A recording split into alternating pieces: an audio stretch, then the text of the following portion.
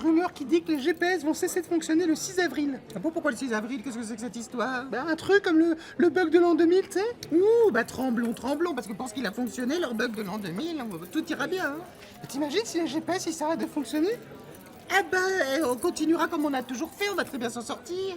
On dépliera notre bonne vieille carte Michelin, on se parlera, on posera des questions aux gens pour demander notre chemin, on fera attention à travers notre pare-brise, on lèvera la tête vers les pancartes pour connaître les rues et tout ça, que là, on fait vœu de contrition, on conduit tête baissée comme si c'est Dieu qui nous parlait, c'est insupportable.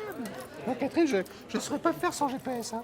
En plus, sur la route, t'es tranquille. Tranquille sur la route, mais tu t'emmerdes sur la route. Moi, j'adorais à l'époque, pendant 8 heures, sur les routes Napoléon près de la frontière suisse, tu savais ce que t'avais à foutre. Tu comparais ton itinéraire, tu disais, tiens, on va passer par là. Ah non, c'est peut-être con. Attention, je me souviens qu'à Valence, c'est toujours la merde, etc. Tu faisais preuve d'instinct. Oui, mais ça finissait toujours en engueulade.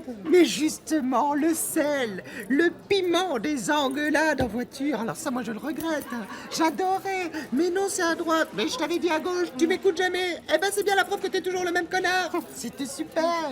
Attends, ça, c'était la vie. Ça, c'est convivial. Que maintenant, on se tait, on ferme notre gueule, on attend la prochaine information divine de mademoiselle. On n'écoute même pas la radio, c'est elle, la star. Avec sa voix suave. Je peux plus l'entendre, cette voix. Sa voix un peu... fermée à la prochaine intersection, à l'embranchement, engagez-vous à l'embranchement. Elle connaît le mot embranchement. En plus, je la déteste parce qu'elle m'en met plein la vue. Moi, je dis pas le mot embranchement. Du coup, je suis un peu jalouse et je culpabilise d'avoir l'air plus conne qu'elle. Tu sais, sur ce terrain-là, nous autres, les bonnes femmes, la guerre de la technologie, on l'a complètement perdue. Tu trouves? Ah, mais complètement. Mais attends, pour les bonhommes. Ils sont dans leur bagnole, bedonnants, dans leur grosse bagnole, symbole de virilité. Et qu'est-ce qu'ils ont à l'intérieur?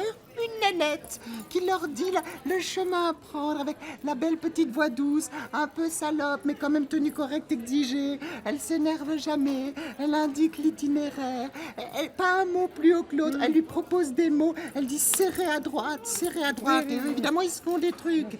Que nous, ben voilà, on est paumés là-dessus. Eux, ils sont contents. Je te dis, à la prochaine mise à jour, elles vont nous les pomper avec l'allume-cigare. Hein. Oh non. Ah bah, j'ai pas du tout confiance. Hein. Pourquoi tu crois que c'est une bonne femme qu'ils ont mis dedans? Ah, Michel, oh, tiens, passé par Grenoble. Elle est toujours gentille. C'est vrai, si c'est ça. eux qui se trompent, c'est elle qui corrige, elle ne pique pas un mot. Mais c'est vrai? Non. Ah non, hein? Moi, Jean-Luc, je lui ai détraqué le sien. Ah ouais. Ben oui, pour garder un minimum de contact avec mon mari. Ah, c'est moi qui lui indique, même des fois par téléphone. Alors je m'énerve plus. Moi aussi, je fais la chatouille. Ah oui, je dis serre à droite, toi, chérie, tu t'es gouré. Bon, voilà. Au moins, j'ai un semblant de relation, quoi. Du coup, bah...